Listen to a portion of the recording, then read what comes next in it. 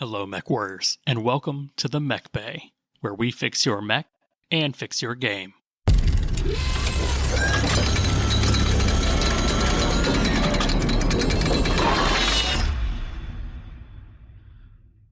What's going on, Mechwarriors? I'm your host, Josh. I've got my co-host, Lore Master Denim. Howdy, howdy. And Steve, the proof that if bondsmen don't find you handsome, they'll at least find you handy with me today. I am distinctly more green than red. And we are the Mechbay Podcast, your one source for all things casual to competitive tabletop Battletech. And today's episode is sponsored by Cadet Boy in a Box, call sign Legumes, piloting the Charger 3KR. That man's got the beam charger. Charger's name is Peanut. And we're going to loop back around for our oldest, or should I say longest living cadet? Definitely not oldest. Definitely longest living cadet. One that's beating the record books for still alive. And that's Cadet Harris Hoffman. Have we sent him out on any sorties recently? I don't think so. No, he's overdue. He's overdue. Might explain why he's still around. I was actually just looking at one of Harris's drawings that he did like back in the day of a quick draw with hyperextending actuators. And I'm going to post it on this because it just makes me smile every time. And I'm pretty sure even Dustin was like, yeah, that's official Mechbay art now. That's the new mascot. Love it. So, all right. Guess what, boys? Check that number up top. It's Triple flashing. digits. A hundy. A C note, some might say. I was trying to do 100 in clan speak, but then I'm pretty sure it's just 100. They don't have a fancy word for that one, do they? No, they don't. So yeah, guess what? We survived 100 episodes. Woo! It's impressive. Yeah, you know how long that is, Steve? Probably about 5 years. Just over. Yeah. It was December of 2000 that the first episode went out. Definitely not 2000. More like 2020. That's what I meant. 2-0 at the end. One. Yeah. 2020. Yeah. It was December because I got my microphone like for Christmas, and I was like, I need to immediately, because I'm a white man, I have opinions, and the world needs to hear it.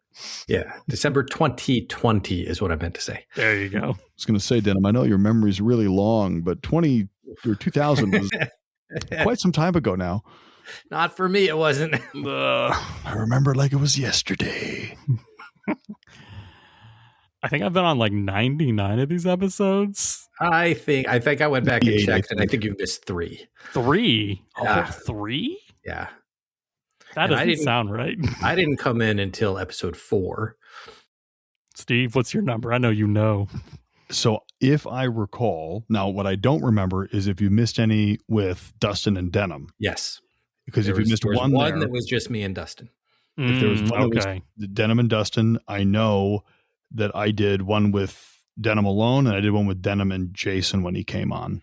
Oh. So there were 2 that you've missed with me. Yep. Those are the 3 that I remember. So in 5 years, I've only taken 3 sick days. Man, yep. I need to take more of those. Yeah, you probably should. But yeah, we are starting. This is the beginning of year 6. If you mute your microphone, they can't see you crying. This is an audio-only format. Help me, Blake. Hey, I still have stuff to talk about. We all have stuff to talk about. That's the problem, Denim.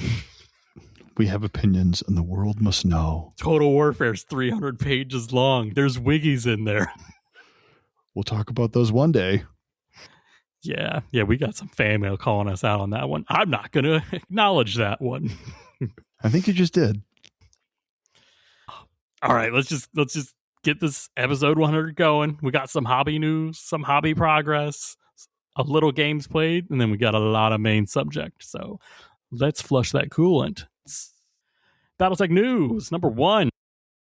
Lauren Coleman did an interview with Sarna.net. I saw this come out. I didn't read it. What is it about? I also didn't read it. Wow, y'all are terrible. I have a genuine excuse. I had to bury somebody, so I at least skimmed it. A lot of it is just Lauren's thoughts on, Battletech, where it's come, where it's going, reflections on the Kickstarter. Like, it's all general good information. There's not really a lot of like hard hitting things, like things we didn't already know or can't already infer. He did mention that we are definitely getting a box of Abominations because BattleTech Gothic did well. So there will be, the Gothic and the Abominations, and then stop. Like, no more Gothic products because it'll go on to the next thing, which will be the ray guns. Yeah. I hope they make something that looks like the Rocketeer. I'd like to see that. I mean, they already did the Phoenix Hawk in Gothic, so maybe they won't do that again. But I feel like a Phoenix Hawk really would look good with a Rocketeer helmet. Yeah. Not gonna really argue with that one. That's a mild take. I hope they include BV in this one. Oh, that's an ask, Denim. Oh no. Do we want to open that one up? We'll wait till after the interview. I said not episode 100. Let's keep this all okay. Light. So they talk about the Kickstarter, how that went. He talks about one thing I really picked out was the art direction, like how much they can essentially make new mech art a month, and it's like a couple, and they've tried expanding art teams to make more art, to make more plastic mechs kind of thing, like the pipeline, and they tried essentially getting at the front, the wellspring of art, and they're like, yeah, we've gotten new teams, it just doesn't work. Like, you would think a second well making mech art would make new mech art faster, but it just doesn't, because it doesn't. He's like, yeah, we've tried, and so we're just keeping the team we have, expanding where we can, but getting more people to do mech art doesn't make mech art, the pipeline, go faster. I'm surprised at that, actually. I know Anthony Scroggins recently put a call out for new 3D modelers to make new 3D models of mechs, which hopefully will speed up that end of it, right? But if you're looking for TRO and line art, maybe that's going to be a problem, Yeah, I mean, there's probably like things that he's not saying or something that's getting lost in translation, but it's that normal, like, more chefs in the kitchen doesn't make a chicken roast faster. Too many cooks, as it were. He didn't announce a new Kickstarter yet, right? No, he did say that they are planning to have another one eventually. I know they are. I'm just not ready for one yet. I'm not. Nobody is. I'm not there. He did say that we're like 98% done with the Kickstarter currently, and it's just that last 2% that's being worked on. I know. I'm just saying things that everyone already knows or tries to ignore.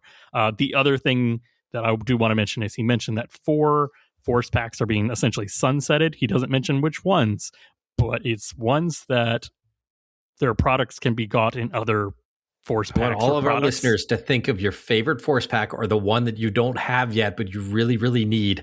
That's the one. Yeah. If you want that one, you can buy it at fortressminiaturesandgames.com. Yeah, so I'm imagining these things like, the Rifleman that's been in so many packs. Boxes. Yeah, they're like the original one that's probably don't need anymore. You can get Riflemans in 12 different places now. So I understand you don't want product bloat, and when you can only have so many molds and so many products chugging along when you don't own the means of production kind of thing. Yeah, but not everybody has a limited edition Rifle Boy. Oh, no, not my Rifle Boy. I still have it in my plastic. It's still in my bag. Those, yeah. I'd trade that in a heartbeat. Not me. I love it. So, yeah, overall, it's a good read. Like I said, there's nothing super hard hitting in there, but if you want, you can check it out on sarna.net. Hey, if they want to speed up their artwork, they could probably just go AI, right, Josh? Oh, that's the next thing. So Catalyst released their statement about using AI in their works. Essentially, it boils down to they are not knowingly going to use anything from either authors that have been, used AI or artists that have used AI. So they're. Look, I know I just joked about that. I am 100% behind this. I am a big fan of not using AI in artwork for products like BattleTech and things like that. I'm a huge fan. I think they're going in the right direction with this one.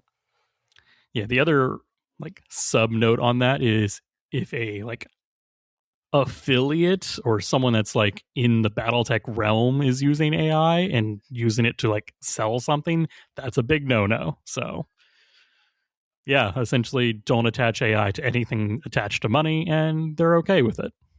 Yeah. Which, makes sense. Let's keep our artists employed, please. It also raises a lot of questions legally about who owns a thing that is generated by a computer and where does that computer source its images from. So exactly. It's interesting from a legal perspective, but I think Catalyst probably takes a safe position here, saying no, and it's not what we want to promote or continue to use. So hey, I appreciate it.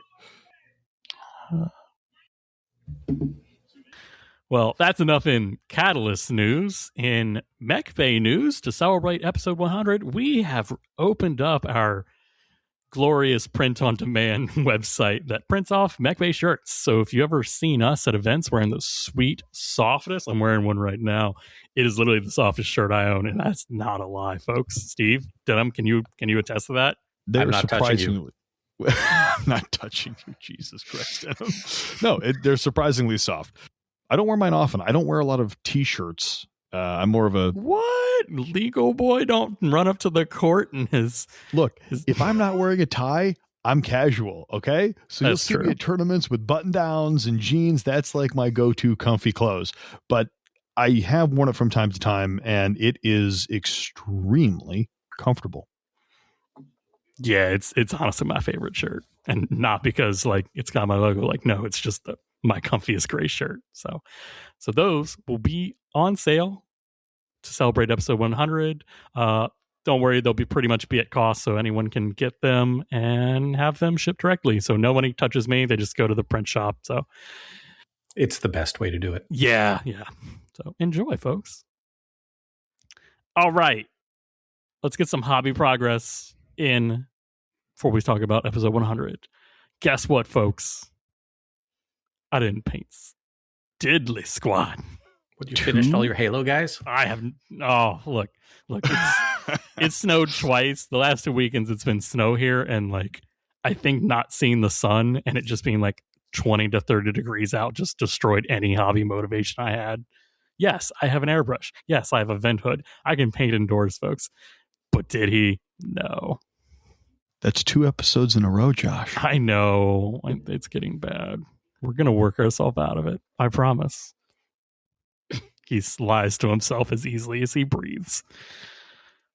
But that means I do get to pick 2 people on our Discord who have inspired me hobby progress-wise.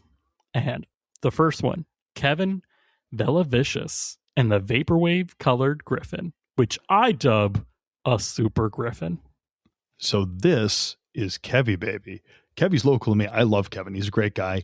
And the reason he started painting these guys is because this is a canon scheme called Big Kev's Brigade. No. It's an actual mercenary company, and they're called Big Kev's Brigade. And he's like, how could I not? How could I not do this? And he's killing it. It looks great. Yeah, I love the colors a lot. Oh my gosh, that logo for Big Kev's Brigade. Like, it's... Yeah. Is that a pompadour hairstyle? Like, that's a Johnny Bravo, like, as a logo. Gosh. See, I need to play against this guy. Dude, Kevin is a riot, man. I want to play against this unit. Come up to Detroit. But so this scheme is like the ultimate vaporwave-ish, and I just think it's so perfect. Like, and it's straight out of the 90s. Canon. Yeah, it's canon too. No, that's too good. Everything on his Griffin looks great. Like I said, I dubbed it Super Griffin in plastic. So great job, Kevin. And my second one will be Quattro and his Taurian Mackie and Hermit Crab.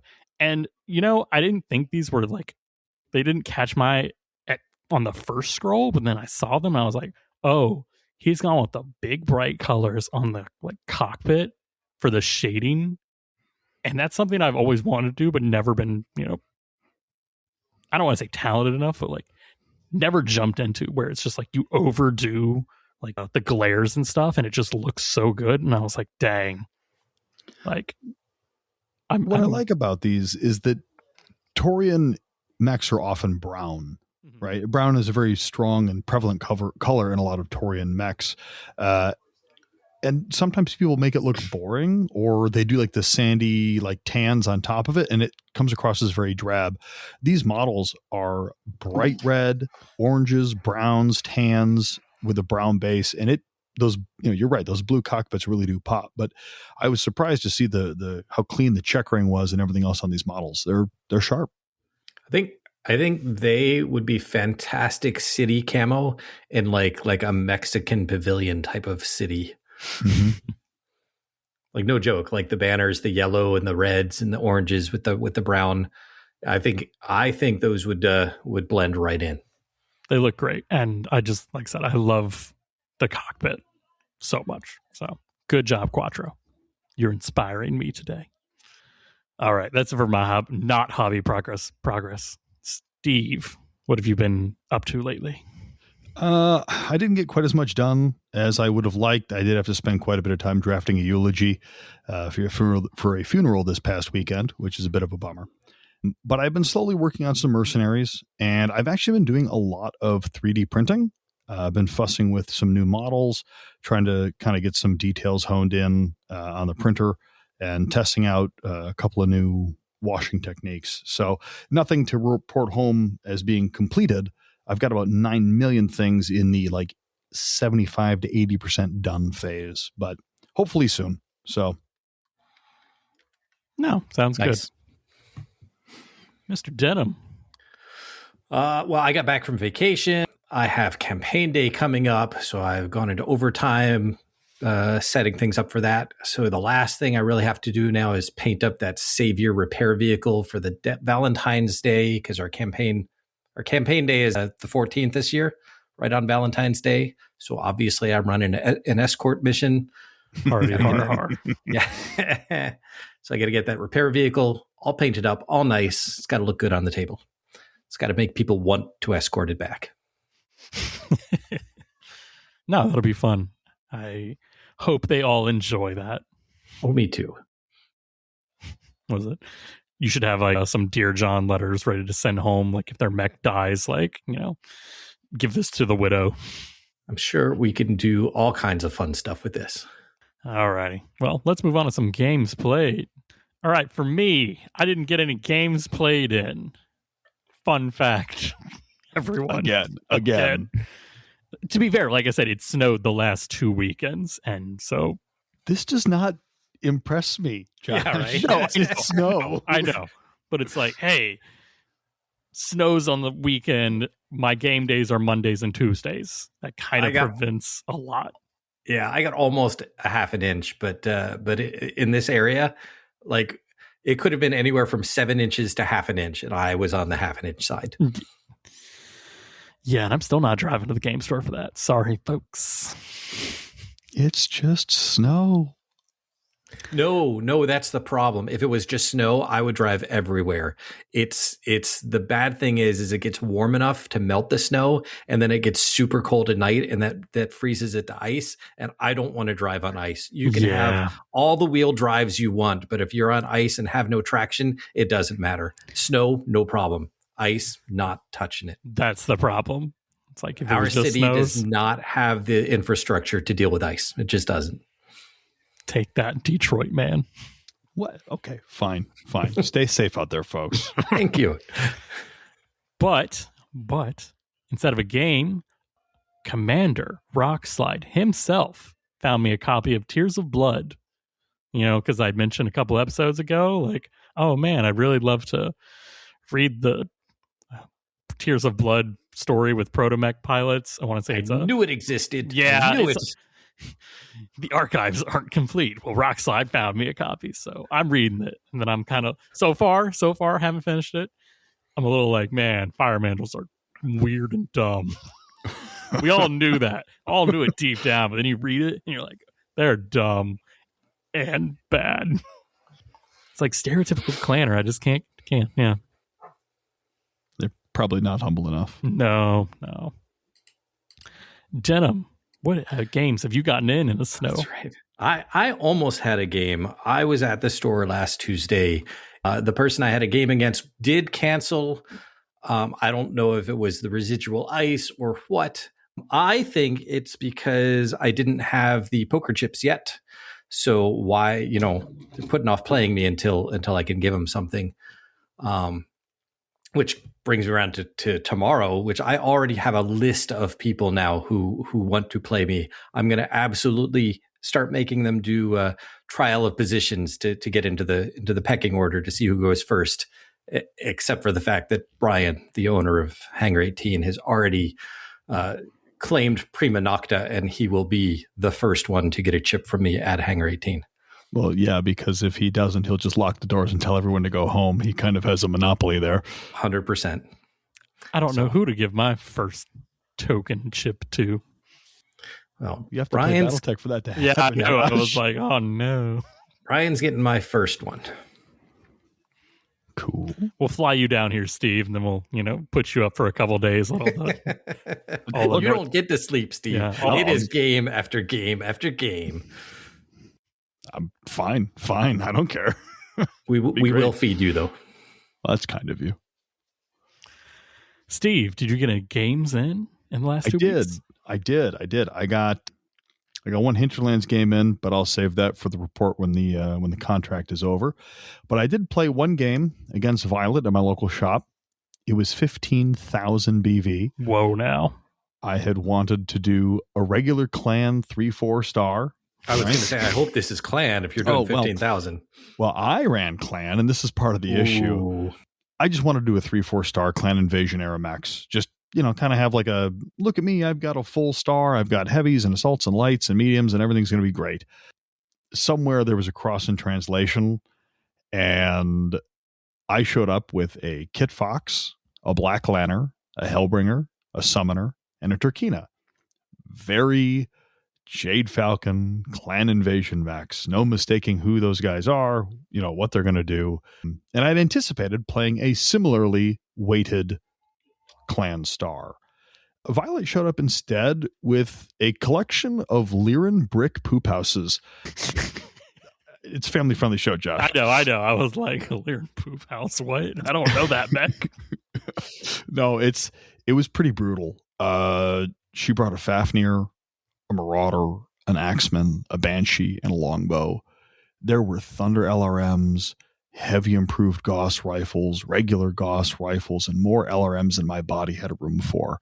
When you say Thunder LRMs, do you mean Thunderbolt or Thunder Munitions, the fast cam stuff? Ooh, no, I apologize. Thunderbolts, the 15 damage missile. The solid, the big one large missile. Yeah, the one that just ruins afternoons because it treats it like a Gauss rifle. Like I was going to say, another Gauss rifle. It's another Gauss rifle. There were so many Gauss rifle. I was kind of like, okay. I mean, and the other issue is that despite having the range advantage as a clan, when the other side is running, 3 assaults and 2 heavies that move 4-6 at the fastest, the range doesn't help when they're so far away. Yeah. Like they were just too slow. So the problem is all my TMMs evaporated or I had to close on them, which I don't really want to do. Range doesn't help when you're so far away, Steve. No, but think about it, right? They were just too slow to get into range on first turn. So like I can either close with them, which I don't really want to do, or I have to wait for them to come to me, which is also unhelpful because then I'm standing still. So truthfully, I was a little bit frustrated. I wasn't prepared for that many head cappers. My Kit Fox literally took an improved heavy Gauss to the center torso and just evaporated in one turn. Yeah. So it's kind of like, okay, I mean, this is the type of game it's going to be. And, in truth, I think I did okay. I managed to kill 4 of the 5 mechs.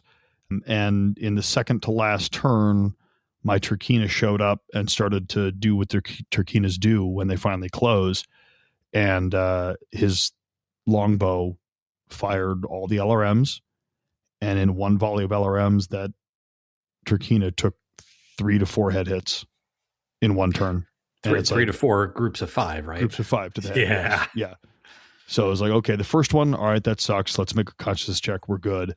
Second hit, like, okay, now we're in structure. Roll crit. It's a crit. Okay, let's not hit anything useful. Okay, life support, fine, right? Like, whatever. And then the third one, it's like, oh, okay, well, that was a waste of 5,000 BV. Welcome to Battletech, Steve. No, I know. It's just it was slightly frustrating because 2 of my units got obliterated by, improved heavy Gauss when, the worst thing I was bringing was a clan large pulse. So it worked out. My Black Lantern was mostly torn to shreds and still managed to get behind. There were 3 turns in a row where the Banshee was kind of standing still. And if I won initiative, I would literally loop the Banshee, shoot it in the back, and then I'd lose initiative. I'd run and hide. Next, when I come back, shoot the Banshee in the back, win initiative, loop, literally run a circle around the Banshee. And I blew it up. I got it. But my dice luck was not very good. I had a lot of damage spread over a lot of areas. And when you're running this much armor, hooray, your clan pulse weapons do 7 to 10 damage, but it doesn't matter when something's got 30 health in every torso. So it was kind of a brutal game. And to quote Josh's favorite Christmas movie, I almost lost my cool there. But overall, fine game, and Violet got a chip. Not my first chip, but second chip is now out the door. The green chips are in the wild, folks. You can get them. But it was good. It was good. And true to the chip, we were always honorable, and we were always humble. So excellent. Fun game. Glad to hear it. Speaking of, Steve, you've got a little upcoming event before we talk about our main stuff, right? Right? I do. Motor City Mayhem 2026 is out there. Packet is live. Signups are available. May 16th. We had to change venue. Previously, we were in Livonia at St. Matthew's Church, but I wasn't going to ruin a small child's recital. I had tried. I thought you were going to say, I'm not going to ruin another church. No. There was some scheduling mishap. Someone had booked the chapel for some recital, but they didn't book the gymnasium that we normally use for the tournament. So when I called up, I said, I'd love to use this hall we've used the last several years. And they said, we need to check because there's a recital and we don't know if they want the room or not. I'm like, well, did they book the room or not? Is it available or not? And they said, well, they're going to do like some reception after this little girl's like recital. And I'm like, okay, we're not going to ruin some small child's recital. We'll pass this year. Thank you for the help. But I did manage to secure a secondary venue. We're at the Holiday Inn in Farmington Hills, which is a little bit further north. And honestly, it's going to be a great venue. We might actually have a bartender available for the event itself. So you can come get a beer and play Battletech. We're pretty excited. We have a lot more space, so the venue can accommodate way more people. So we're not capped at 60 anymore. They're going to provide tables, so I don't have to do table rentals. Everything is looking good, folks. So if you're interested in playing 4 games of Alpha Strike at 300 PV, come on down, sign up. You can find the sign up sheet or the rule packet probably in the show notes. I'll give it to Josh so we can put it there. And otherwise you'll see it in the events announcements page on the Discord, or you can email me at motorcitymechwarriors@gmail.com. Fantastic. And I've got a brand new, literally just while we were recording, Warzone Atlanta 2026, the Classic Battletech Tournament, 2-day, 5-round event. It's going to be in MomoCon at Georgia World Congress Center on May 23rd through 24th. And as someone who's gone to a previous Warzone Atlanta, it's an absolute ball. Like, can't recommend it enough. I'm going to have to decide, do I want to go to Motor City at the beginning of May or Warzone Atlanta at the middle of May now? Did you say if it was Classic or Alpha Strike? Classic. Classic. Yeah, them Georgia boys like to roll up Classic. Hey, you have my attention. So, I highly recommend it, folks. All right. Well, that's enough upcoming events. Shall we take a quick break and then roll out the red carpet for episode 100? Oh, yeah. Let's do it.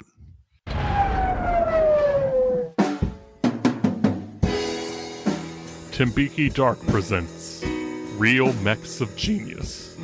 Real Mechs of Genius. Today we salute you, Mr. Warhammer full of machine gun ammo. Mr. Warhammer full of machine gun ammo. Pirates see you coming and you tell them, welcome to the PPC Gun Show. Do you have a permit? Defying the construction rules, you pack a PSR in your hands with room left over. But are you gonna explode? Like a ticking time bomb, you walk onto the battlefield and proudly strut your stuff. Yeah! As long as your leg armor holds up, you'll be dancing on their graves. So crack open a sweet Tambiki Dark Beautiful and just pray they don't roll attack. Mr. Warhammer full of machine gun ammo.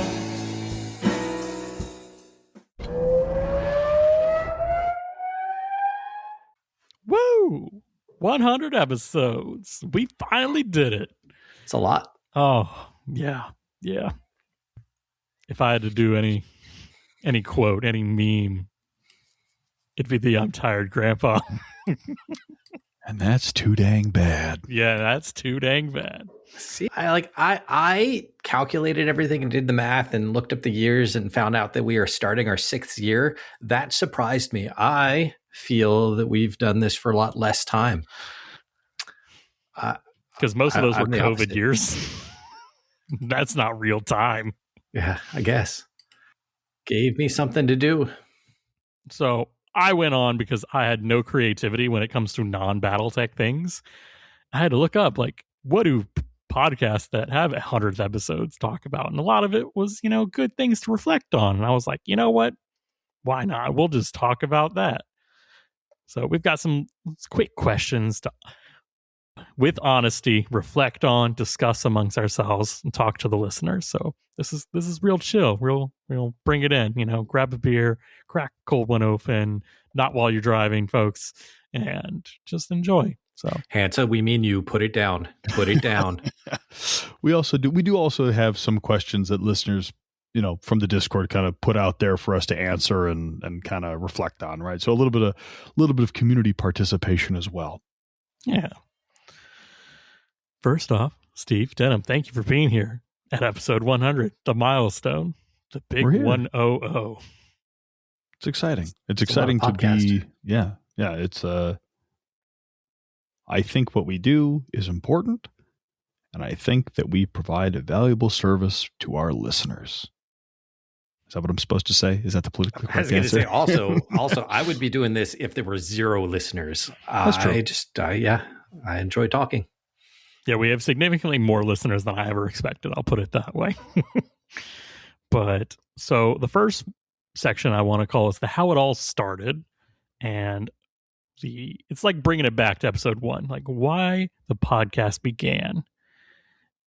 And I can honestly say it's because there wasn't good Battletech podcast out there at the time, because it was the deep, dark days of COVID. I, unfortunately, was still an essential worker, having to go into the office to do stupid work. And it was essential. It was essential work. It was not essential. Like I said, it was essential. It was quote unquote essential. And you know what it was? It was someone that was getting ready to retire, needing their work done. They wanted their work done before they retired. P.S. I didn't get it done in time, so screw them. But on the drive-through, on the apocalyptic empty interstate, it was so nice, everyone. It was so nice. It's the one good part about all that. There was nothing good to listen into.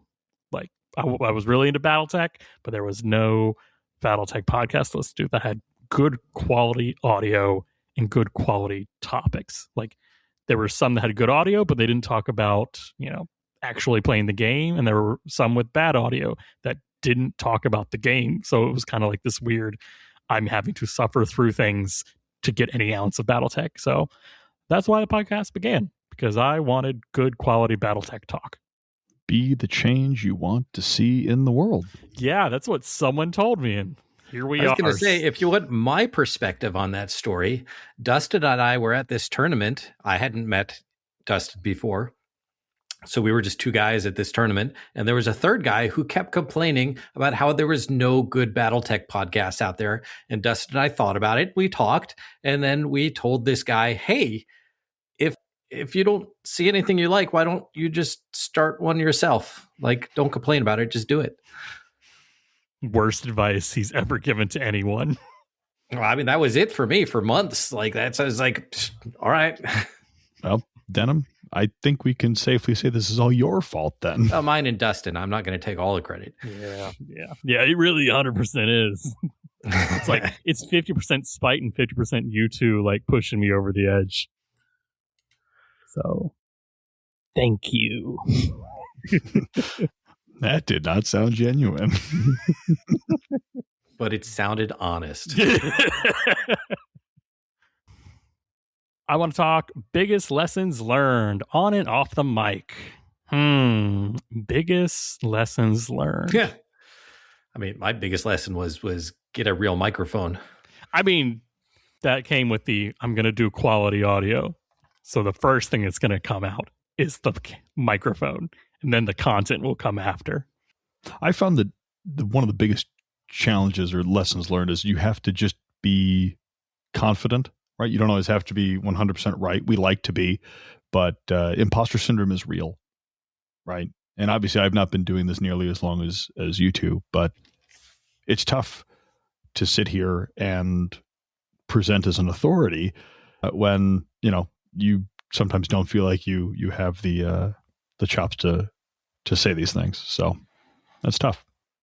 I think my biggest lesson learned is just how much research goes into a good one. Like, if had to research how to edit and do the audio processing, how to research different I can't just record and then upload. That's not how it works anymore, unfortunately. So just how much back end stuff is needed. Yeah, it's weird. You want the best sounding podcast, and it turns out it takes a little bit of work. Yeah. Anyone could just upload a raw file, but then you sound like everyone else. Yeah. There was a time where I was uploading raw gigabyte files. I was like, no, they're getting full wave uncompressed wave files. And then I was like, oh, they don't need that. They just need the high quality compressed MP3. That's good enough. It's like a tenth of the size. It's a tenth of the size. Yeah. All right. Next, how has our opinions changed since episode 1? Opinions of what? Yeah, just in general.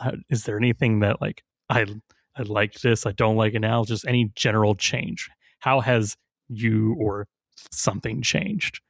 My opinions on BattleTech have, I don't want to say changed, but evolved. Just because you've been exposed to 6 years of BattleTech with I know, Denim, I know. I don't want to use the once you know how the sausage is made, you look at sausage differently. But it really is that once you've met art directors and Catalyst people at tournaments, and you've gone to all these things, you met so many different people, you realize BattleTech's not just your little war game. It's a living, breathing thing that now, especially with playtest, can change, and so it is living and breathing again. So my opinion has changed. It's not I'm just going to read you Total Warfare. It's I'm going to have to keep you up to date on where the river of BattleTech will take you. Yeah. Steve, I know you've only been here for a short time.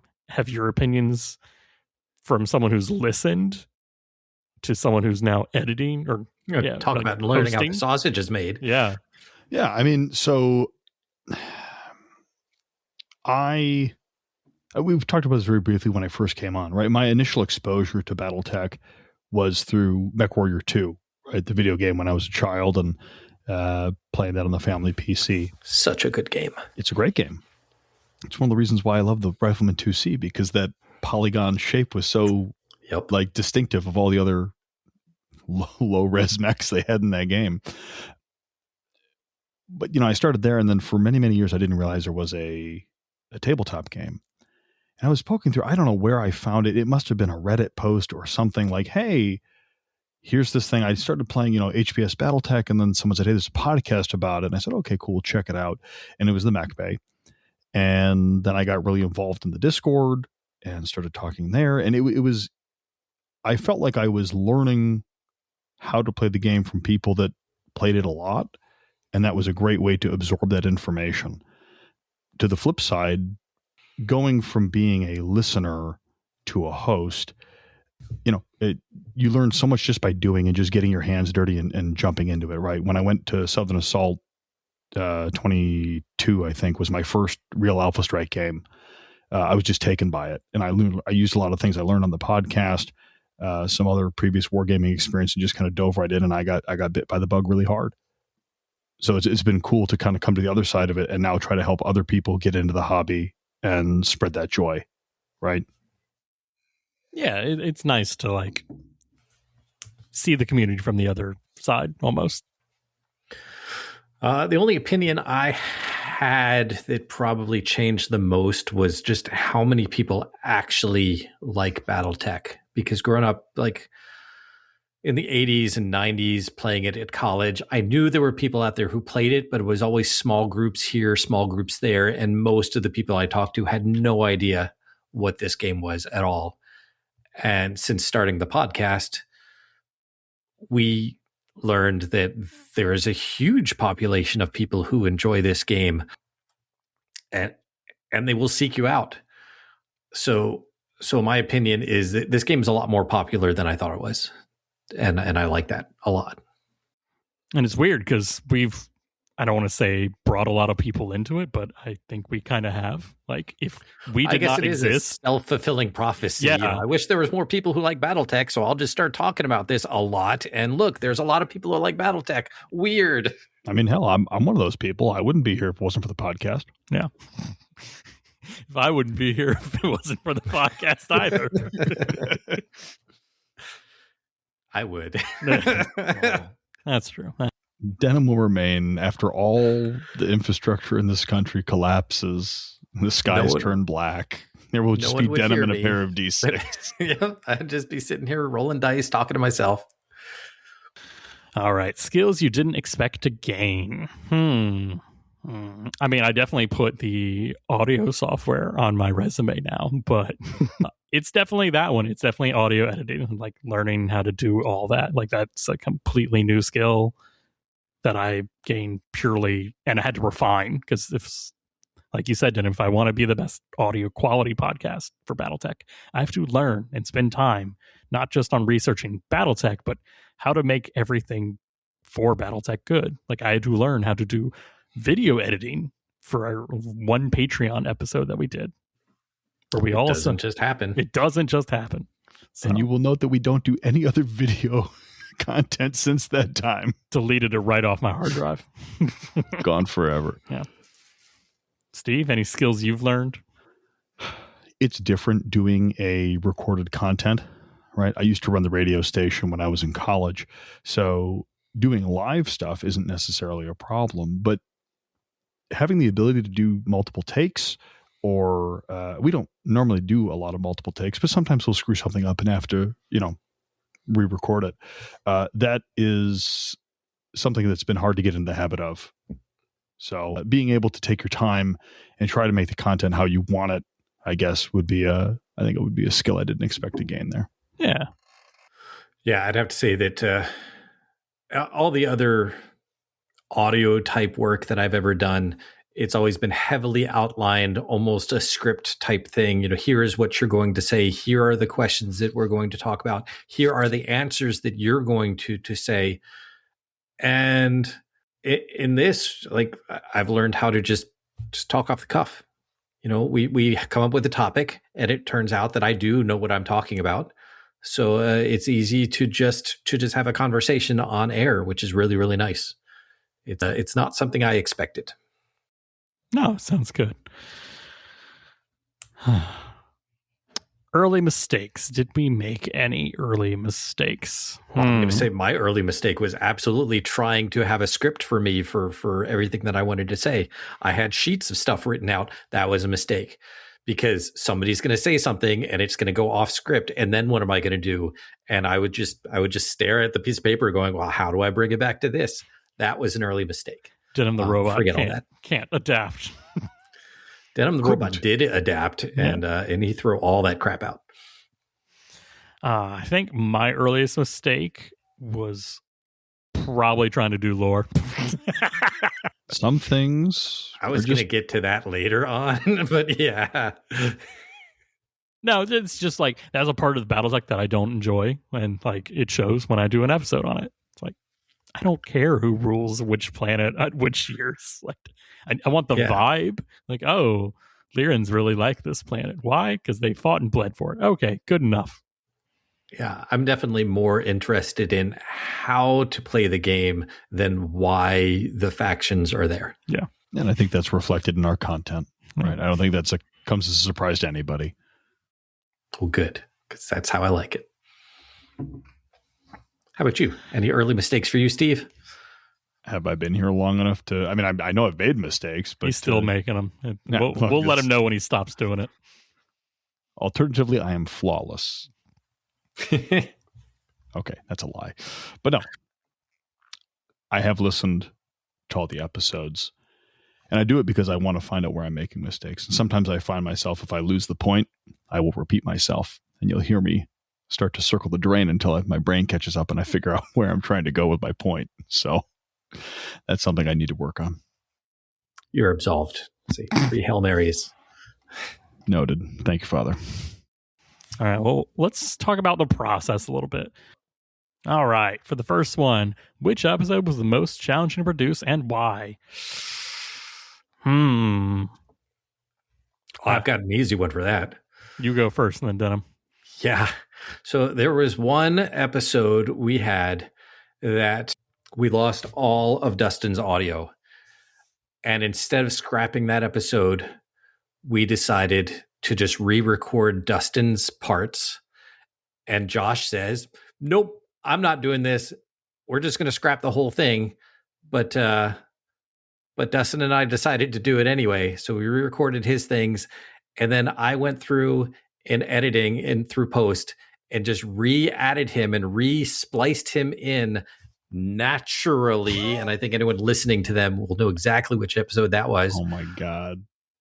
It wasn't horrible, but it could have been really, really, really bad. And it's noticeable because I think in one place, the topic of conversation had gone in a way that Dustin's response was the same thing.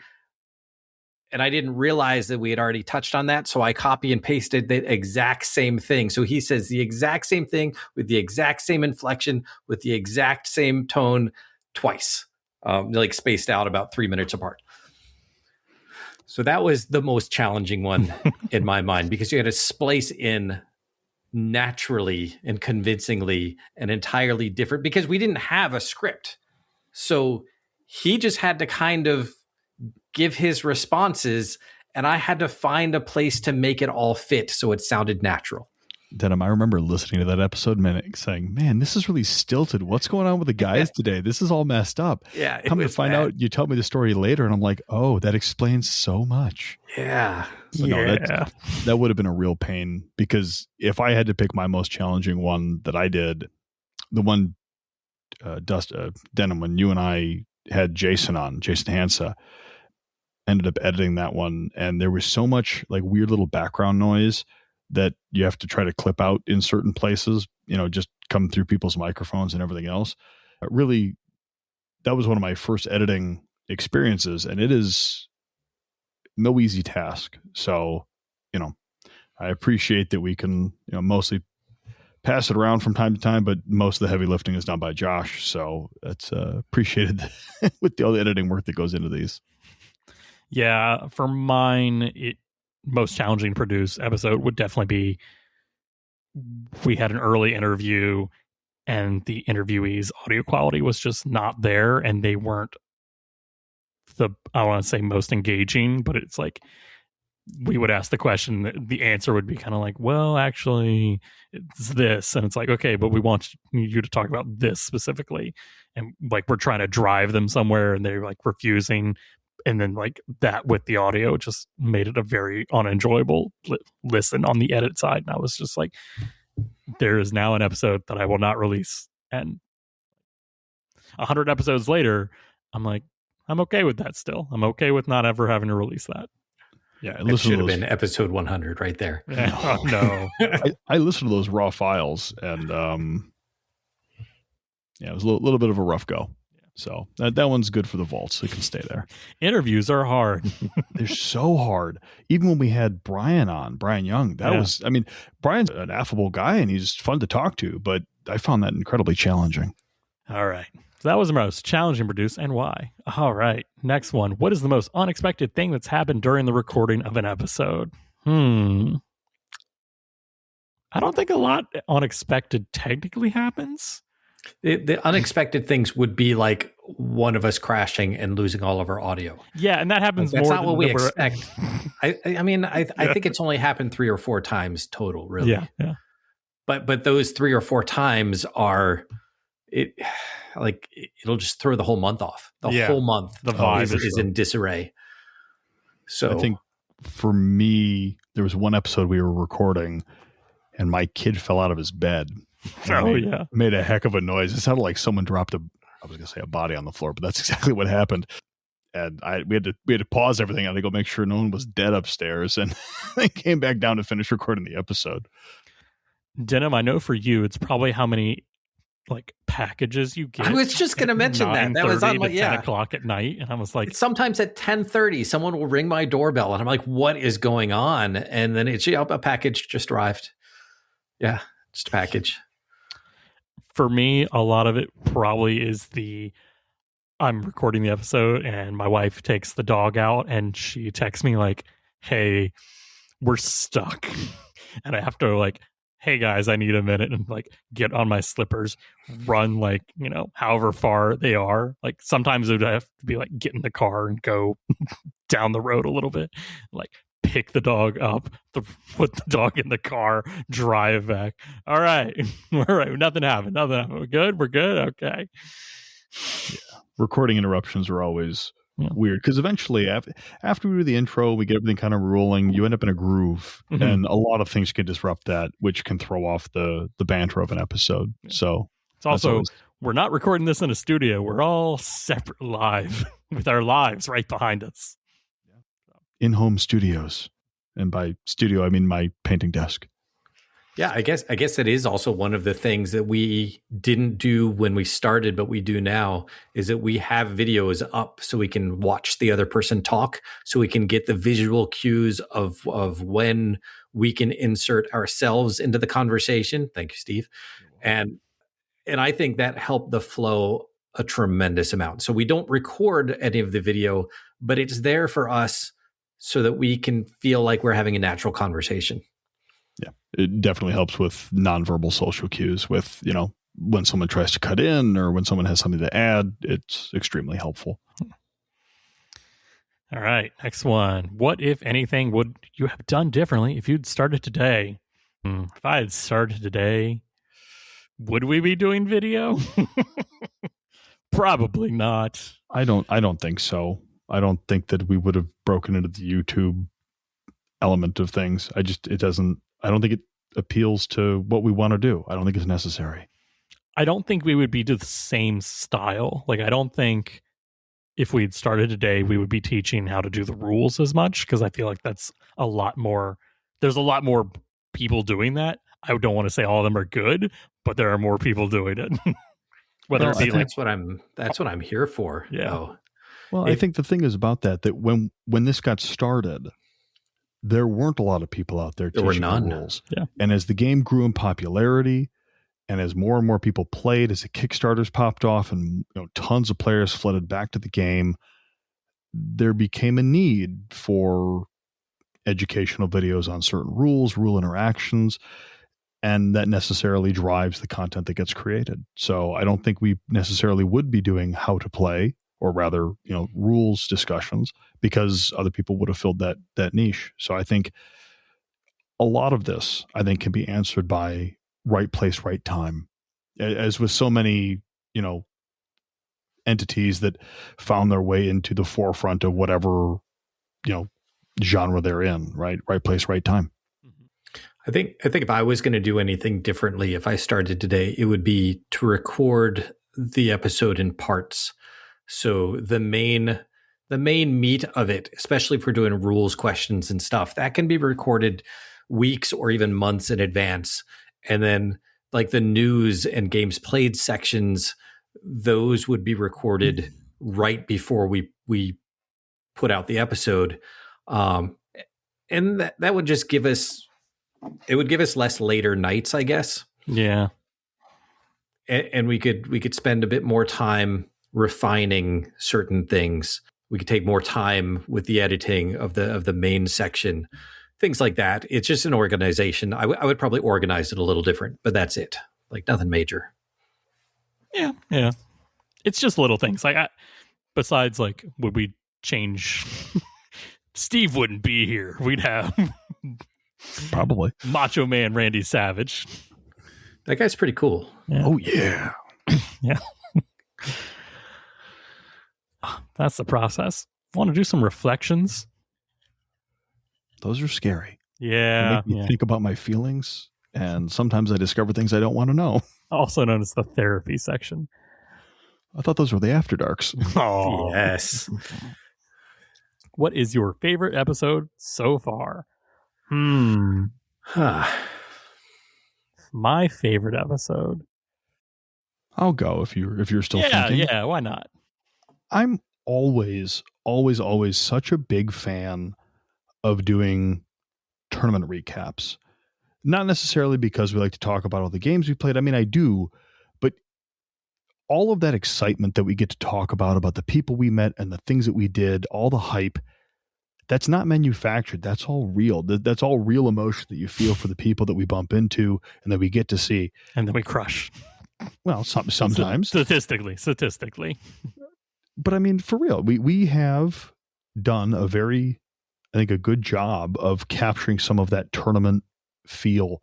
And it's my favorite part by far. Yeah, playing the game is fun. I like doing that. But I would get together for no other reason than I get to see people from around the country that I wouldn't otherwise get to see. That is by far my favorite part of the tournaments, and I'm so excited. So when we get to talk about those and we get to talk about our friends that we've made along the way, those are my favorite types of episodes to do.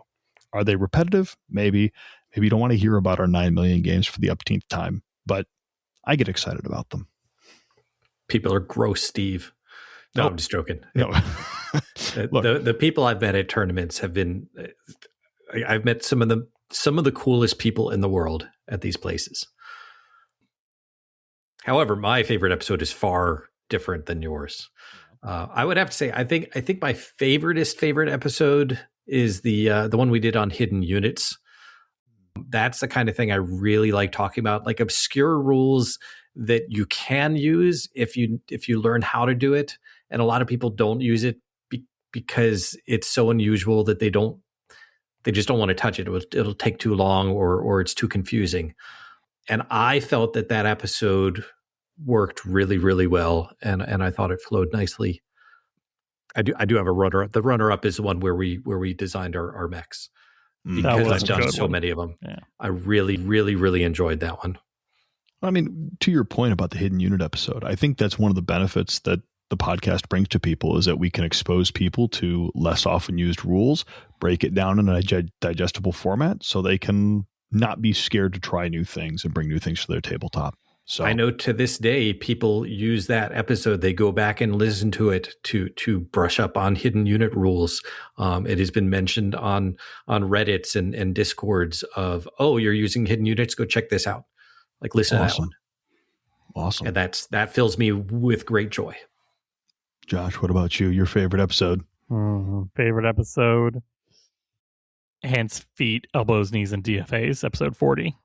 It's where we cover all the melee. And as we've always discussed, that is one of the more common things at tournaments is how do I do this specific melee in this specific circumstance? And it's like most of it's there. Once you have to read through all Total Warfare and then write it out on a Google Doc and then talk with it in a dissertation style with other people, yeah, you start to remember things. You don't want to, but it's in your brain. So this is why professors know their stuff. Yeah. They tell 20-something-year-olds that are hungover in the morning about it every year. So yeah, I'd say that's my favorite episode that I can think about because it's stupid. It's like, how many times have I mentioned, oh, the DFA isn't a good offensive thing, but it's a beautiful tactic. It is. It's got its uses, and we covered those quite thoroughly. Yeah. So, all right, next one. What is the most memorable moment that did not make the final cut? What's been left on the editing room floor? Any and all of the inappropriate jokes and swearing that occurs that you find folk at home do not get to hear, because That's this true. is a family-friendly podcast. There is quite a bit of inappropriate that has been edited.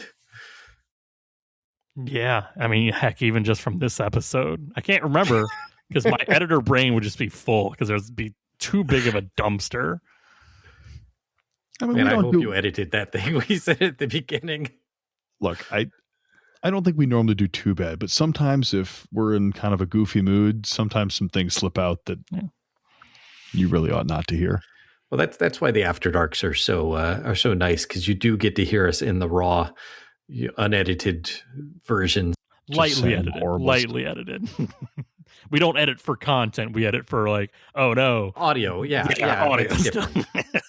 That's different. And you can catch all of those on our Patreon. So, yeah, I think all three of us can agree it's just like the banter, like, because we're all friends and podcasters. Sorry, we have to edit out all the fun stuff, but facts only. That's why you come play us for real. Get those chips. Yeah. Oh, yeah. All right, next one. Which episode got the most surprising feedback from listeners? I know from I'm gonna read this and interpret it one way because I know Denham's like face palming himself pretty hard. Bachallan on the budget. That got the most feedback because everyone had different opinions. That did get a lot of feedback. That got a lot of feedback. That's Bachallan on a budget is like but that was good feedback. That was good feedback. Good feedback. I want to say we can trademark Bachallan on a budget. That's our phrase. Anytime a clanner plays under 6K, they're Bachallan on a budget. Right? Like that was a fun puzzle to work with. You've got a limitation and you have to work in that with clan mechs. That was a lot of fun to do. Yeah. I enjoyed that. And you're right. We did get a lot of feedback on that because there's a lot of people who are trying to make it work. And if you're not coming at it with the right mindset, it's not going to. And then you get frustrated. So, yeah. My most surprising feedback that I got was for one of the lore ones, because we're so awesome at lore. So awesome. So amazingly awesome. Because we had done one and it needed a lot of editing, like a whole lot. Yeah. And it was a long episode. It was the Civil War one or the one right after that? No, I'm pretty sure it was Civil War because... Was it Civil War? I'm pretty sure because it went on for forever and then we edited it and then we put it out and I didn't listen to it immediately. And then we got feedback and I was not expecting the feedback that we got. And it was very negative. And I was like, I should listen to that. And I listened to it and I'm like, this is trash. We should not do this. I mean, this is not good. We did episode 25 on Civil War. We gave like a 20 episode break before we did the Jihad. Yeah, it was episode 36. So yeah. the feedback that we got made me pause because I was, like I said, I hadn't listened to it. I didn't listen to the final product. And it was a surprise. I thought it was okay, is the feeling I got after we finished that. And they said it was not. And when I listened to it, I agreed with them. So that one caught me off guard. Lore is hard, especially when it's like 20-year-old lore. I mean, it shouldn't be changing, but I think part of the problem is that I don't have a ton of time to read, and the lore is interesting, but not something that I care to dive into. Josh doesn't care for it at all. And despite Denham being the lore master, his focus is more rules than anything else. I am the rules lore master. Thank you very much. Just saying, your title's still lore master, but no. Yeah, some of those not the best ones that have been put out. Yeah, not my favorite. Did you give your favorite episode, Steve, or no? Oh, for the most surprising feedback? Yeah, that's what I meant. We've gotten some. A lot of the emails have dropped off. So, folks, you can always They're send on the us Discord. an email. That's the problem. They can just get us instantly, which is, it's okay. It's okay. But no, I think the people at home need to remember that they can send us emails at the mechbaypodcast@gmail.com with questions or comments, list reviews. We haven't done those in a while, right? Send us your list. Let Hate us mail. Eat them apart. We'll try to be nice-ish. I don't know. We'll try to rein in Josh. Sometimes he has comments that are a little too cutting for... Please stop sending me narc list. Please. I beg of you, as the narc player, stop You've doomed it. us. Yeah. You've doomed us. We're about to get 6 narc lists. Why did you say that? You fool. Next one. What is the best piece of fan mail or fan content review you've received? I'm going to quote unquote best here. It was early on. We got a submission from Australia for hey, build me a list for this tournament. I'm new. And I was like, okay. And then I look at like the tournament packet, and they didn't use BV, they used tonnages, but they assigned different equipment, different tonnage multipliers. So like clan, it was basically BV 0.75, because you could like, coming from no BV to BV, this was kind of the process that they had done, like the developers at FASA had done to come up with BV. And so I remember this very well, because we're like, just use BV. Yeah. Like that's what you're doing here. It's just a bad version of it. Yeah, and we essentially told the person, hey, I can't build you a list because I'm refusing to use this, relearn a whole new math kind of to build your thing. Like I can't use Mega Mech, I can't use Mass Units, I can't do anything to just quickly throw mechs together. No, I'd have to completely recalculate what they were in Australian tons, and that person was great. It's just metric, dude. It's just metric. It's just metric. It's space metric. That's the problem. The problem was then we got feedback from other people that knew about that tournament that were like, we're destroying the game. We're doing all that. I was like, oh no, we got hate mail now. And it was like, it was our first real hate mail. Yeah. I remember that. I was so happy. I was like not that we got hate mail, but I was proud because, like people, not only are people paying attention to us, we are evoking emotions from these people. Good and that was bad. the first realization that, we do matter. Like people listen to us. Yeah. And it became that whole debate of like, well, BV is bad, so you shouldn't use that. So what's wrong with using modified tons? And I was like, the fact is you can't like recreate it. Like BV is bad. Yes. But it's a standard that's bad. It would take us so long to learn their version. I'm going to call it their version of BV, because I know I referenced it as that we could not give them what they needed in time for the tournament. There's no way. So I don't even know if they're still doing that down there. That's a good follow-up. If you're still angry and in Australia for using tons, but modified tons, please let us know. I just need to know if it's still happening. And if so, we super appreciate you still listening to us. Yes. So you're telling me that you insulted them, yelled at them, told them not to do what they're doing, and you expect them still to listen? Not once did I yell. No, we were quite polite. But it was just funny because we got 3 different people emailing us from that one original email. Hey, I lived in Australia for a while, so I feel a connection on some level. I just couldn't figure it all out in time for their tournament. There's just I did not have time. All right. We want to move on to the next one? Yes, please. I have to say at least one thing for fan content. Okay. All right. I was waiting. For me, I think my favorite piece of fan content that we received while doing this, I am ashamed. I do not remember the user's name in the Discord, but I have the piece of artwork saved in like 4 different locations so I never lose it. As a promotional piece for Crabback, someone did a charcoal drawing of a crab like lasering a hunchback and exploding. It's all in like blacks and whites. It's like a nice charcoal piece. It's really very cool. And they put that in the Discord and they let us use it for one of the Crabback years, which was awesome. And that was one of the first times someone had like made me art. And I thought that was so cool. I was tickled pink that someone had done that. And his kids make him art and he's like, yeah, whatever. This person makes crab destroying hunchback. It's going on the fridge. It's going on the fridge. It's going right on top of his kid's stuff. Yeah. I've seen it. It's right there. Look, when my kids start drawing crabs blowing up hunchbacks, they can have their stuff go on the fridge. But your kids like hunchbacks, so there's the problem. That's not true. They like it will be once Uncle Denham gets done with them. Oh God. Den, if you pollute my children and turn them into spheroid nonsense, we're going to have words. But that's a good point. Like, we have received some cool stuff from fans. Yeah. Like physical stuff. That's, well, I mean, I didn't even think about that for this question. When Clint or Klinkhammer, when he came to Motor City, he gave me a king crab painted as Mr. Krabs from SpongeBob. Yeah. So with the pants and the red top and the eye stalks, that was so cool.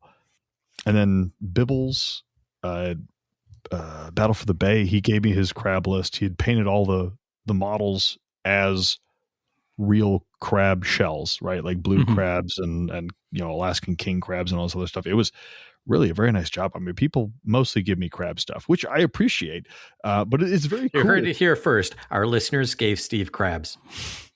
Yeah. So what? A little bit of shampoo, it's fine.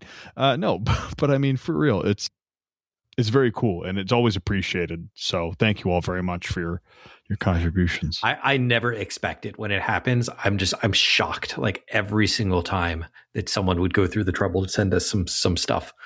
Right? Like, who are we? Just the idiots with a microphone. Yes, but we're their idiots with a microphone. All right. Next one. What are your goals for the next 100 episodes? Keep on trucking. That's right. I'm old. Don't die. How about that? Yeah, the goals are simple, folks. Continue to exist. Like I've said it before, Catalyst could go out of business yesterday, and in 10 years from now, I will still be playing BattleTech. Like BattleTech will survive. So I still plan on playing BattleTech for the next 100 episodes. 100 years, yeah, science. 100 years, Morty. 100 years. That's right. So yeah, I mean, that's my goal, is to keep playing and keep talking about it for as long as people listen. That's not true. I will keep talking about it whether or not people are listening. I mean, the hope is that people continue to listen. Right? That would be nice. But no, I think for my goals for the next 100 episodes, I want to continue to refine the process. I want to I want the quality to keep up. I don't want to see the quality drop off. I want to keep talking about interesting rules, tournaments, things like that. I want to make sure that we keep doing that and continue to deliver what we have for the past 100 episodes. Just better. Keep on trucking. Keep on trucking. All right. Goals for the next 100 episodes. Got it.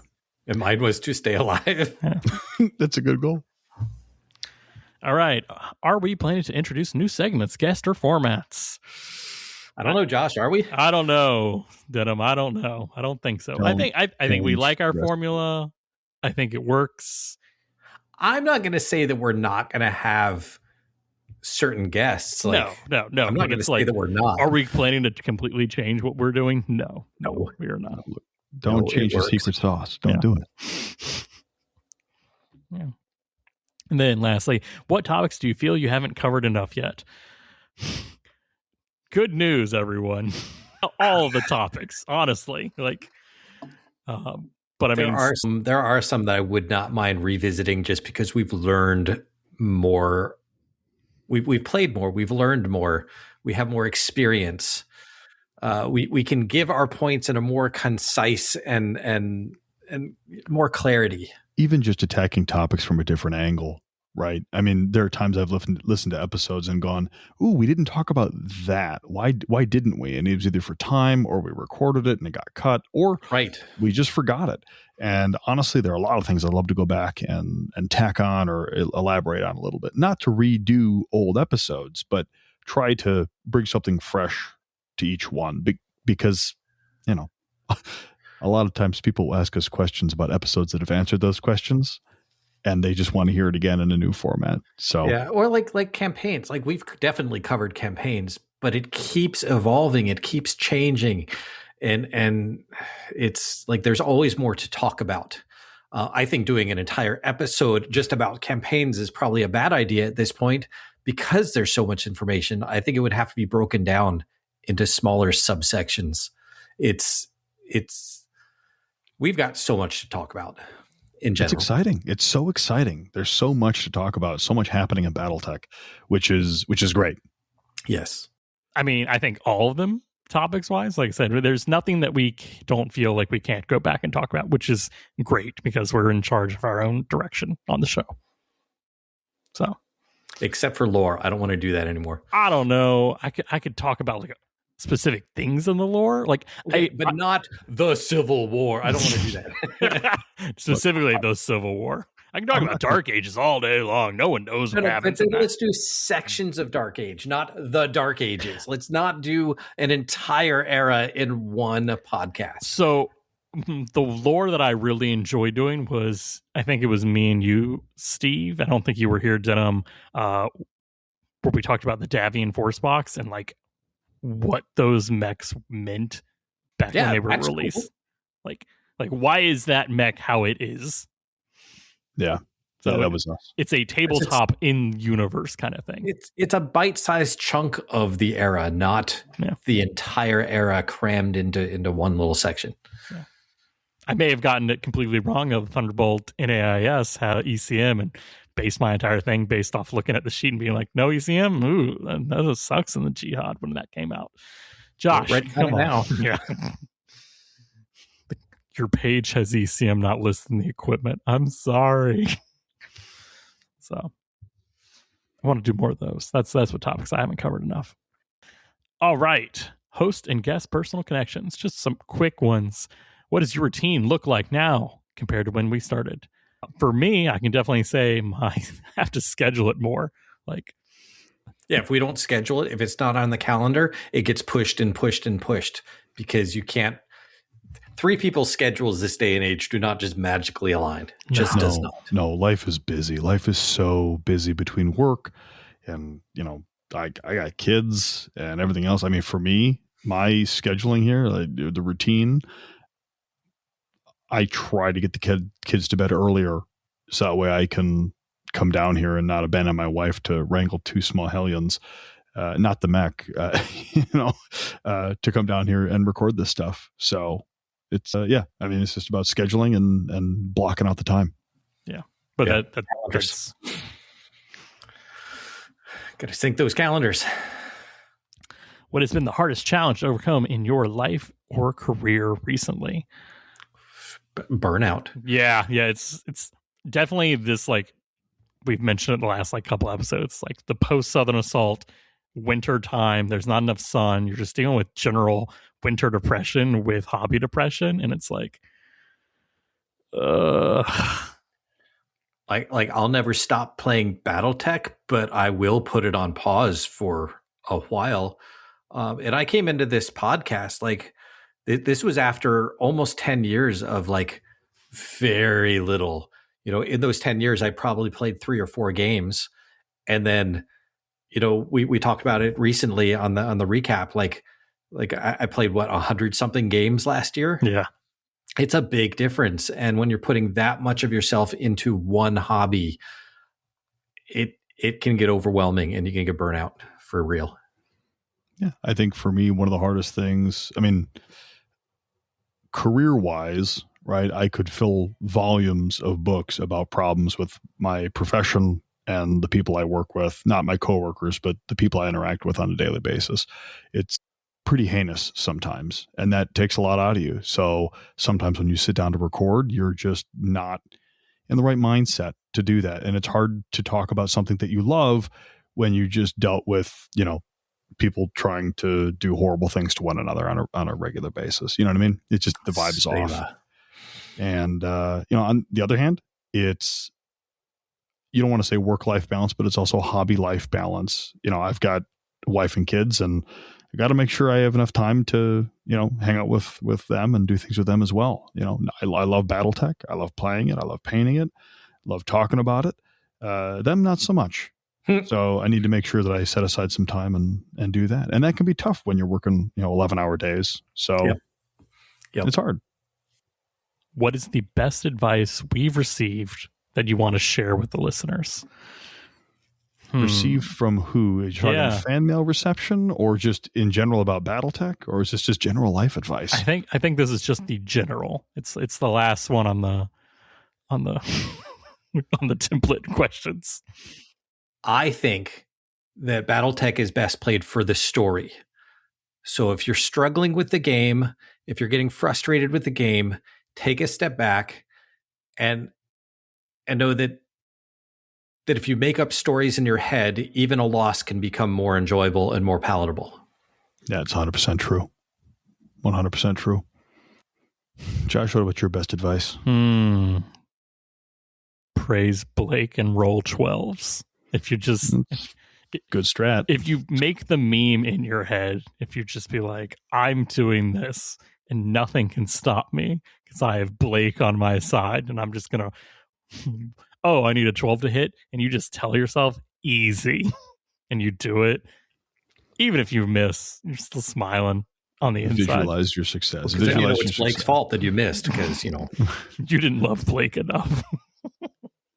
I think for me, it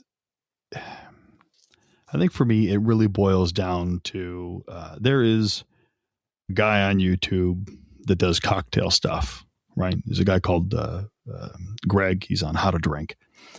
And no, Steve. No.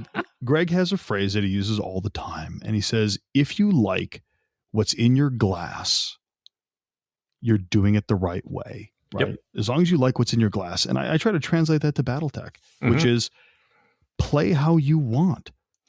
Balance by tonnage if that floats your boat. I think you're insane, but do what makes you happy. Just because we say something on the podcast is the right way to do it or the better way to play, you don't have to listen to us. Yeah, just these are all just opinions for sure.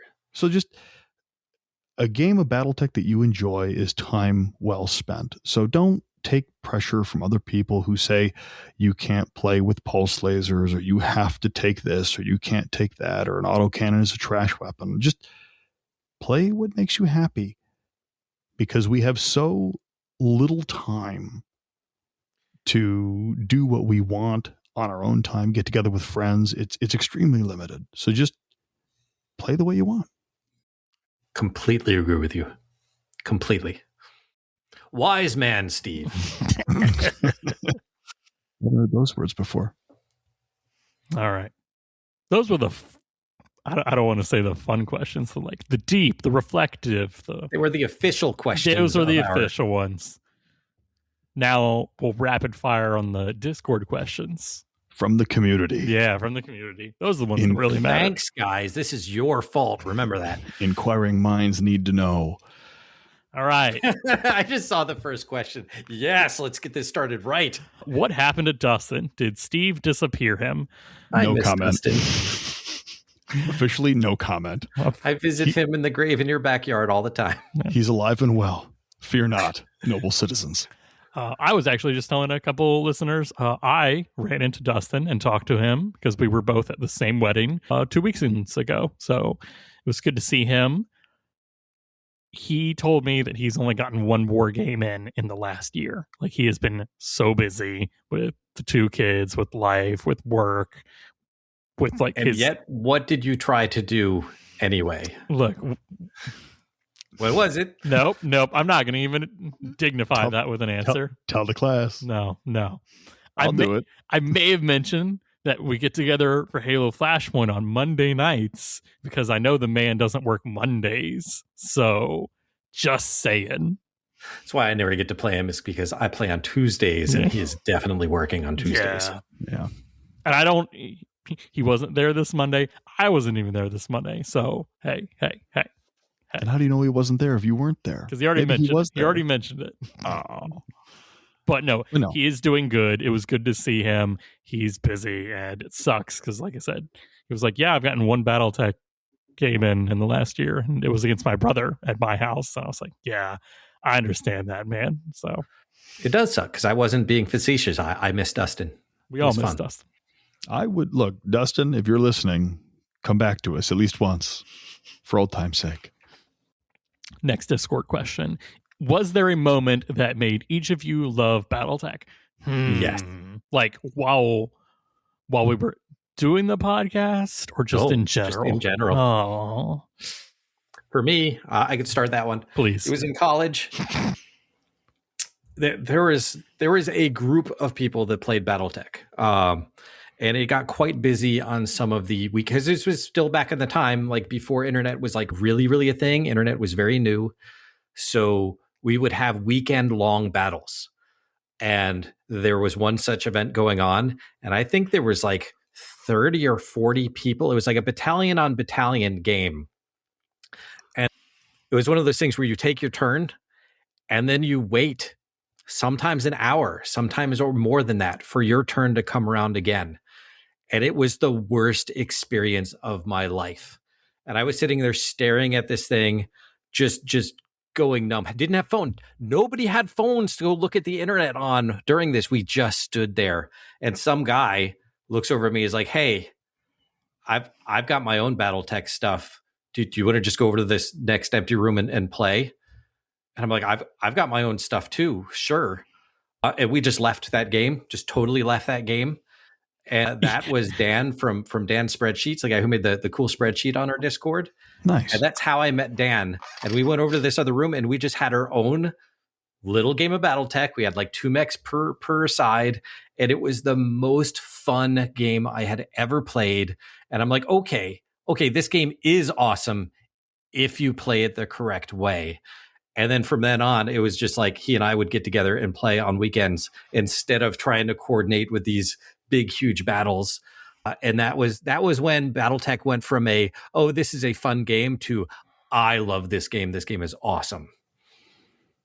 So yeah, that's a good story. That's a great story. For me, a lot of it's tied up in nostalgia, right? Many, many moons ago, we had a family computer. And, we bought this new thing and it came with a little CD full of all sorts of games, right? Myst. My dad would not let me play Doom. I got a copy of Doom on a floppy anyway. But, and one of them was, MechWarrior 2. God, that game is so good. And you plug it in. And this is the thing. You plug it in and the opening cinematic starts. I had no idea what this was about. And at the time, that cinematic was amazing in quality. And you got the 2 Timberwolves walking around and they go up against 2 summoners. And I just remember that, he's got a lock on me. He's got a lock on me. And then the Timberwolf explodes. The summoner jumps in the air, blows up. It was awesome. And then it ends and, the Timberwolf turns around and the summoner just puts its arm right in front of the cockpit and it explodes and MechWarrior 2 comes out of those flames. And that was it. I was hooked. That was it just got me. I will tell you, Steve, YouTube was not a thing. I would bring people to my room and put that disc in to show them at that intro because I couldn't send them a link on their phone. Yeah. I showed so many people that intro. It was amazing. It's so good. And then, of course, really was. When you pick your faction, right? You get the, we are Jade Falcon, great among the clans, and you're like, yes, so humble, humble among the clans. They missed that part in the audio briefing, but it's okay. Sorry, I knew it was there, but no, that's probably when I was first like hooked, and I played a lot of the other MechWarrior games since then, but I didn't know that BattleTech was a tabletop until many, many, many years later. Yeah, but that's a good entry right there. MechWarrior 2, fantastic. So good. Josh, what about you? Do you love BattleTech, Josh? If so, why? That's a loaded question, sir. That is a loaded question. First off, I definitely didn't love it because of the video games. All 3 polygons on the computer screen. They were good. Very nice polygons at the time. They were the coolest 3 polygons I had ever seen. That's a tough one. I don't think there was a singular moment that made me love BattleTech.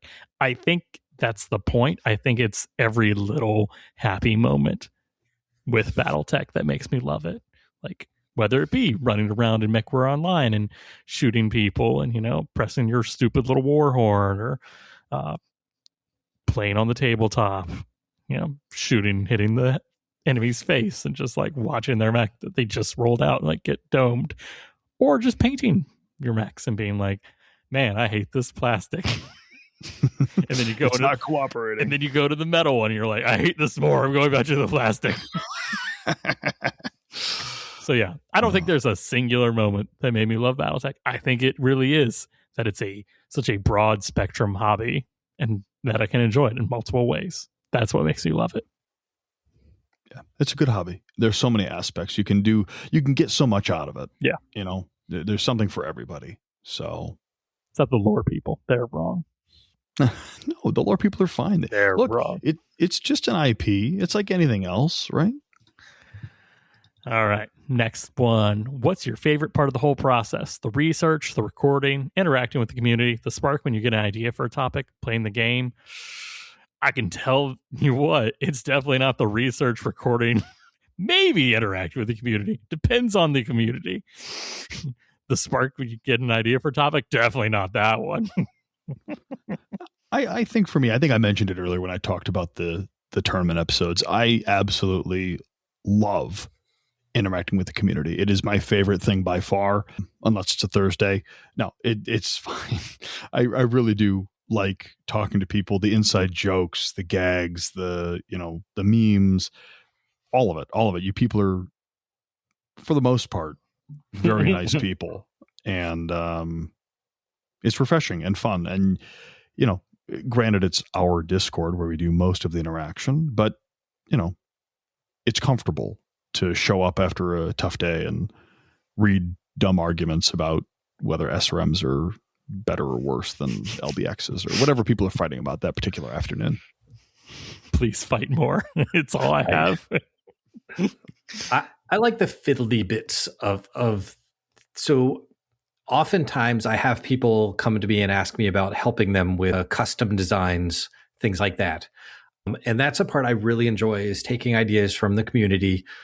People will message me on Discord, and then we'll have a small session and we'll go over, okay, you want to build a mech, you want to custom design a mech for this thing. What are the parameters? And just the fiddling with things and playing the puzzle of getting a mech that's not super broken, but fun to play. And then hearing stories about how well it did. I super enjoy that part a lot. Yeah, for me, they also didn't mention editing. Editing is definitely the least favorite of all. That's probably why they didn't mention it. Yeah. They knew that one wouldn't be my favorite. I enjoy the creative control editing gives me over what words are spoken, what sentences are there. When I make Steve, say what things. Order the words come out in as opposed to what words went in. Yeah, I get it. I love Clan Wolf. Definitely playing the game. If I didn't like playing the game, I wouldn't do the other audio part. Like I'm a war gamer first, tabletopper, and then a podcaster second. So, next one. How hard do the other members work behind the scenes to keep you from turning the podcast into a Jade Falcon propaganda piece? I mean, some days it's super easy. Some days you just want to scrap the whole week's worth of work because it's all Jade Falcon. Yeah. Well, I've mentioned it a couple of times. I'm like, Steve, you got to tone it down, man. Like Steve the character versus Steve the Jade Falcon character. Like, come on, man. You got to switch it up occasionally. Two drinks in and it's all green feathers everywhere. Like I said on the Discord, it's about 20% research, 10% brainstorming, and 70% silencing the truth of our greatness. Steve, you can't see it because we are an audio podcast. Steve is dressed up like a Jade Falcon right now. Not a Jade Falcon clan member, not like the Warrior cast. Like he is a Jade Falcon. He's got the weird little beak in front of his face, keeps him up the microphone. You'll hear it sometimes, those little ticky-tacks. Yeah, it's mostly my beak. His green furry suit that his wife doesn't know about. Yeah, those are expensive, man. Those are really It's a very expensive. nice one. Like it's no expense was spared. All right, next question. What are the Mechbay host favorite Mechbay memes? For me, it's easy. It's always been Bay 2, the mystery of Bay 2. That is my, I think about that sometimes when I'm at work where I'm like, I wonder what's happening in Bay 2 right now. Oop, I'm not supposed to think about Bay 2, not supposed to think about Bay 2. It's a fun mental exercise. Deep cut, but the salted butter as actuator grease was always one of my favorites. Yes. Dustin and his salted butter. Yes. I sent him so many pictures of butter over a period of like a month. So many pictures. That was a good one. We've had a lot, and they come and go throughout the Discord, right? I mean, we haven't had any good ones in a hot minute. Not really. I had to go back like to 2023, but I have it on my phone, and it's just like one of those stock, like Jesus trying to hold the person back from doing something, sinful, and it's just Jesus with Mechbay content over him, and it's the unfortunately the druggie, injecting something into his arm, and it's Mechbay content holding Josh back from injecting memes directly into his bloodstream. It's like, yeah, we're not gonna say that's 100% true, but that's pretty close to how it works. Yeah, I think for a while there, the Discord was almost just a meme Discord. Like, that's it. Just had the meme channel. Yeah. Yeah. But I need it some days. I need it. So thank you. I remember there was a time when, like, in the general Mechbay podcast channel in the Discord, everybody had like gag, right? I was the pizza lawyer. We had like the custodian. We had someone was crawling around in the vents looking for Tracheozoid Wrangler. Yep. Yeah. That was just like fun little dumb things. And when people would come in, we'd all kind of jump in on the welcome messages and just make a little vignette out of it. And it was a good time. Anytime that random pizza would come up, it was just pizza day. And then you came in and started doing the pizza stuff. Like, that's how that started. It was great. Well, no, I mean, it's like, it's the welcome message. Occasionally there's a random welcome message saying, welcome so-and-so, we hope you brought pizza. And I made some comment about like, no one ever brings pizza, do they? No one ever brings pizza. And then from then on, anytime someone drops in, I try to give them the old Spider-Man pizza time meme. It was great. Love it. Next one. How many eye rolls does each of the host wives on average give when said host and robot nerddom boils out excessively? What is excessively? I'll go first for this one. My BattleTech stuff doesn't come out. Like, nope, it's 100% just because you just don't talk about it at all. I don't talk about it at all. Like, I'm playing or telling her, hey, I've got a podcast on blah blah night, and she's like, okay. It's like, that's it. That is the extent of BattleTech talk with my wife. She will ask, like, how'd your game go when I come back, and be like, oh, it went really good, or I'm never playing that person again, and these are the reasons why. And like, I will give her the breakdown in a like very summarized version. Be like, but other than that, no, I'm not talking about mechs at home. Not talking about like, oh, I got to paint this up. Like, nope. Try to keep my hobby separate. That's probably smart. I kind of poisoned the well when I first got into this. My wife is a very nerdy wife, which is one of the reasons I married her. And we do a lot of things together, right? She'd not really done a lot of RPG playing, so I got her into D&D and other role-playing games from there. She played some video games, but not the same kind. So we do a lot of that together too. I got into BattleTech and I was excited because I thought it was another game that we would play together. Unfortunately, she needed a little bit more, prep time to kind of come up to speed with the hobby. And I dove straight into the deep end, and I would not stop talking about it to the point where she told me I do not want to hear about it anymore. And for a good 3 months, I was persona non grata. That has since eased. She is now very tolerant and understanding of the addiction that is BattleTech. But I still get some pretty heavy eye rolls when I'm like, oh, can I tell you about this thing that happened at the game shop? Blah, blah, blah, blah, blah, blah, blah. I'll talk about this. And she'll say things like, are those the guys that have all the Big Macs, the Atlases, I think they're called? I go, yeah, those are the Lyrans. She goes, I'm angry that I know that. But she's slowly picking up BattleTech stuff through osmosis. And I think I'm optimistic. I'm going to play the long game, folks. I'm hoping that maybe one day I'll get her to roll some dice. But on average, lots of eye rolls. Denim? I get 0 eye rolls. My wife thinks that it's super adorable if I geek out over BattleTech. She will listen to me talk about my hobby for 3 hours straight if I didn't stop. She has zero problems with listening to me go on. I mean, she's got her own favorite mech. She's got her own dog tag with her BattleTech name. She has played many games with me. Like, she won't go to the hobby store and play with other people. But if I'm like, oh yeah, it's game night. Do you want to play BattleTech? We did a Hinterlands campaign together.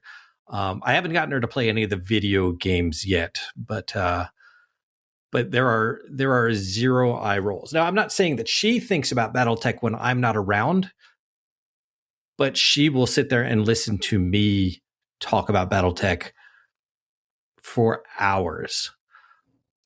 And I know that she doesn't think about BattleTech zero because she has purchased some very cool BattleTech stuff for me. Like, she's gotten a couple of the cool shirts. She's gotten some of my little toys.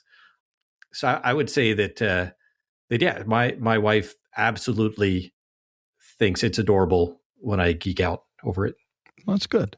Yeah. And that's not to say that, like, my wife will yell at me or anything like that, but she's had quite enough. But I did get her to start playing Gaslands, so I'll count that as a win. Hey, I have not gotten Caitlin to play Gaslands yet at all, so you got that. Yeah. All right. Last one. What would the Mechbay Force Pack look like? And I need to point out that someone, Saracen's FTW / Mad Dog Fanboy, mentioned the Mechbay Force Pack, everyone. Obviously is a Greyhound, a Hollander, a Shadowhawk, and an Ion Sparrow.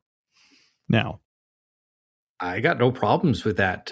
How close is that? Pack. Is that like a 98% close? That's pretty good. That's pretty close. I will admit that I saw one online also that had a Gaslands car in it, which I thought was slightly better. Because, you got the Star League Force Packs that come with one like support vehicle. Oh. So that one support vehicle is a Gaslands car. I'm down with that. That was good. I'm a little bit disappointed that there's not a crab stuck in there. But if we did a level 2, right? I mean, don't get me wrong. I appreciate the Jade Falcon mech tossed in there. Ion Sparrows are great.